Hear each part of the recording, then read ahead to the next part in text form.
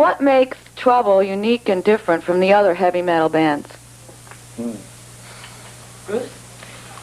I don't think we're really putting on a show. We play what we feel, and Eric writes lyrics of what he feels in true circumstances. Do you model yourself after any other bands? Well, there's bands that are influences, but we don't model ourselves after anybody, like try and be like anybody, you know. Hey, Rick, I understand you were responsible for getting Trouble together. How did this come about? Probably about the same as everyone else starts bands. And it's just an idea with a couple friends, and you just build from there. Look for the right people to work with, and once you get everyone together and it starts working out, then you start getting more serious about it. And well, how did you develop the name Trouble? Oh, that's a hard one. It just popped up one day out of nowhere. We got tired of saying we didn't have a name, so... We built the name around it after we had the name. Right. We made the theory of the band after that came in to proportion after we were into it more and found more about what our life, you know, and our goals are set to do, and it's got a lot to do with the way the world is today. Sean, you're the latest member of the band. How is it working with this group and performing with them? Oh, it's cool. I like this band a lot. It's a lot better than, well, I've been in other bands. It's always been one extreme that I like, not everything put together. You know, and this band has got, there's tasteful music, you know, and it's heavy, and some of them are fast like I like to play, and it's just all around the kind of music I like. Good. Does this group have any ideas or goals they want to convey? I guess just to spread the word, like, that there is trouble in the world and be successful. Any new songs in the works? Yeah, well... Always new songs in the works. Always. Working on new stuff. For the word trouble and all in the world, you know, you see a lot more of it nowadays, and what we're trying to do is strive for peace instead of war and all this hatred that's going on, and we're trying to do it through our music, and it's just something that, you know, goes on with the material we write and ideas we get going.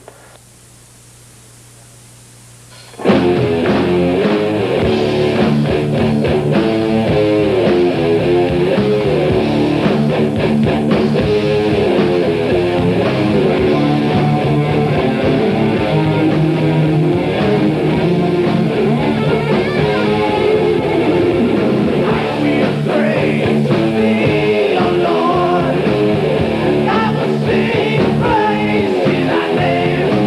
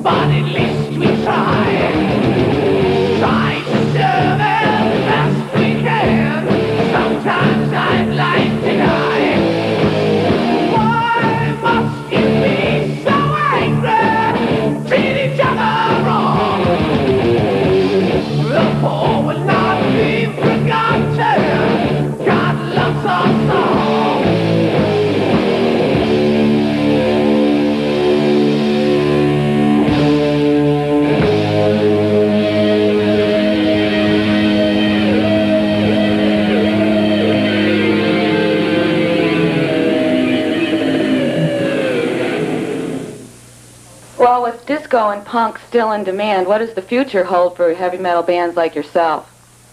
Well, I think metal's always been there, and especially this last year, it's really come up a lot. So I don't think we should have that much problem. It's just if we're good enough. Bruce, in reading over some of the information about your group, I came across the word gunk.